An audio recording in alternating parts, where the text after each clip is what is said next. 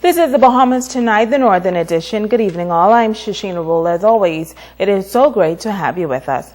A human tragedy unfolding on waters off Holmes Rock in West Grand Bahama. Local authorities and the U.S. Coast Guard were called in today to investigate what would appear to be a human smuggling attempt. Our Joan Davis Rolle recently returned, and we'll have that story for you in the next break.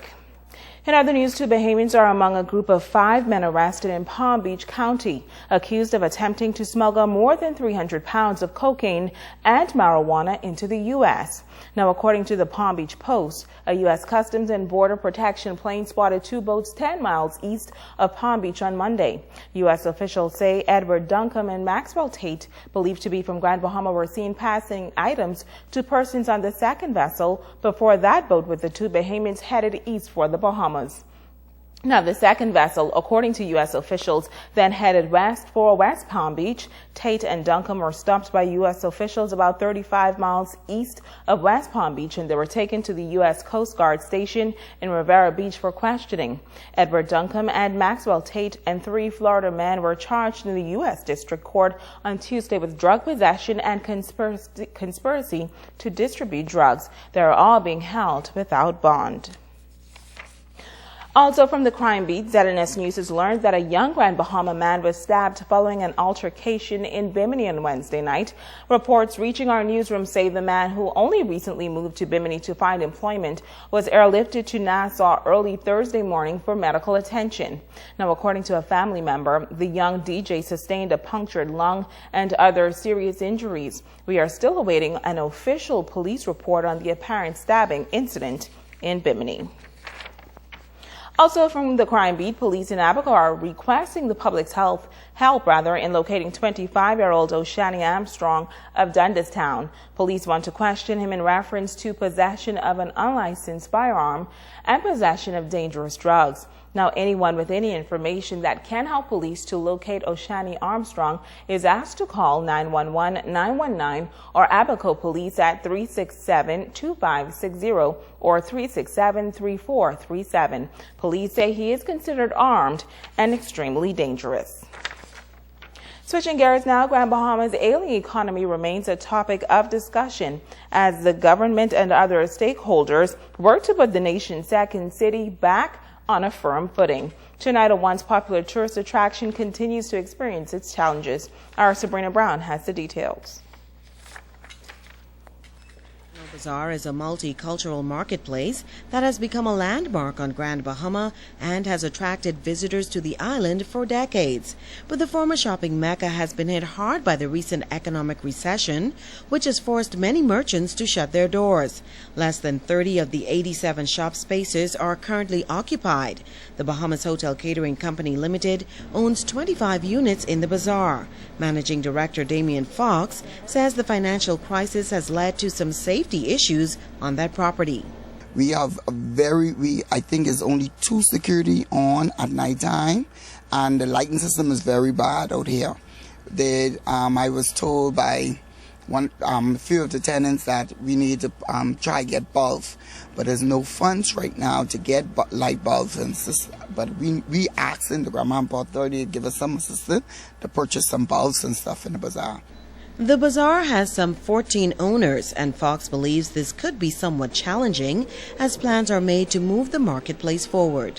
We like to turn the International Bazaar back to the glory days, but we need some kind of help to help us. You know, all the tours them goes directly to Port Lucaya. These shops them are basically closing. You know, if you look in the arcade, I think by the end of this week we got 2 more going to move out of the International Bazaar. But despite the obstacles, Fox says discussions are underway to breathe new life into the shopping center. I spoke with Mr. Jones, the president of the Grand Bahama Taxi Union. I'm working digitally with him, you know, that him and I, as soon as I officially take office, him and I will be meeting again to discuss about how can we bring the tourists here and also take them over at the beach. Fox says they are also formulating a plan to include entertainment and other activities to provide a first-class visitor experience at the International Bazaar. Sabrina Brown, ZNS Network News. Thank you, Sabrina. Well, as we told you earlier, a human tragedy unfolding in waters off Holmes Rock in West Grand Bahama.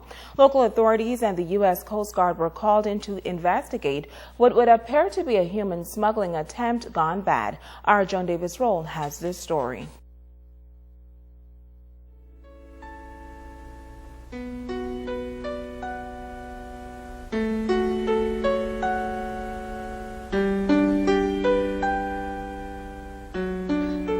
It is a tragedy which has rocked the island of Grand Bahama, in particular the quaint community of Holmes Rock. The gruesome discovery of 6 bodies along the shoreline of a beach, known for its pristine waters and tranquility, on Friday morning became the horrific sight of a crime scene. As vultures hovered the area, a team of local officers, morticians, and medical officials moved in by land and sea, while U.S. officials moved in by air. As the operation unfolded, it resembled the scene from a movie, as a U.S. helicopter bearing the seal of the United States Homeland Security and U.S. Customs Border Patrol made a dramatic arrival, landing on the open field near the beach. Our U.S. counterparts, in tandem with officials of the Royal Bahamas Police Force, forming a united front, all in search of answers. Making a statement flanked by the Minister for Grand Bahama, the Honorable Dr. Michael Dowell, and local government officials, Assistant Commissioner of Police Hewlin Hanna disclosed the initial findings of their investigations.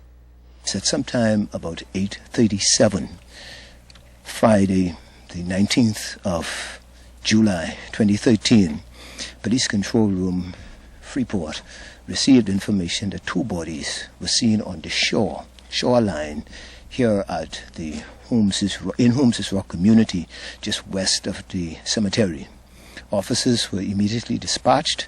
Upon arriving at the scene, they discovered the lifeless remains of a male, an adult male, and an adult female.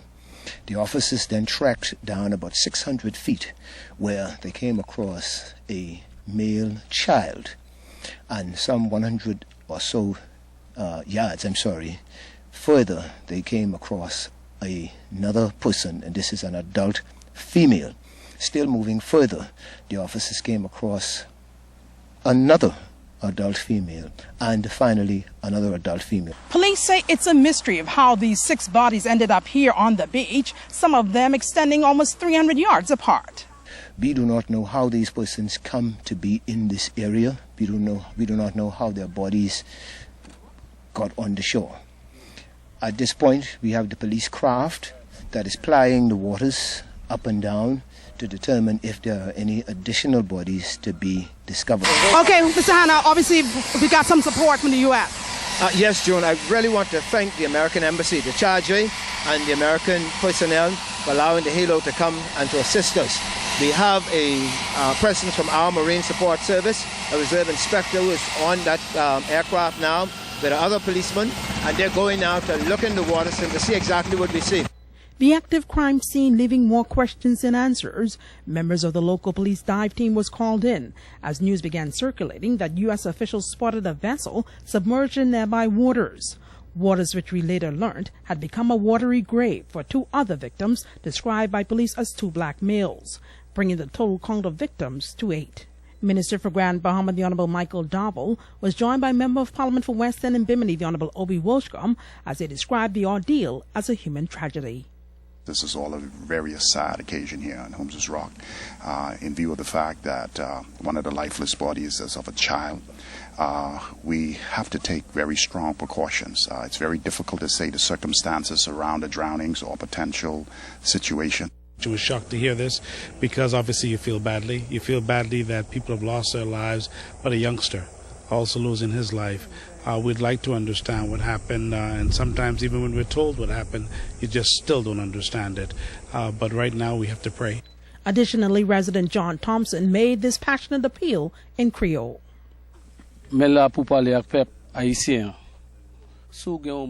All Haitians living in the Bahamas, or anyone with missing relatives, are asked to inform the police so these victims can be identified. Joan Davis Rolle, ZNS Network News. Stay with us, there is more right after this.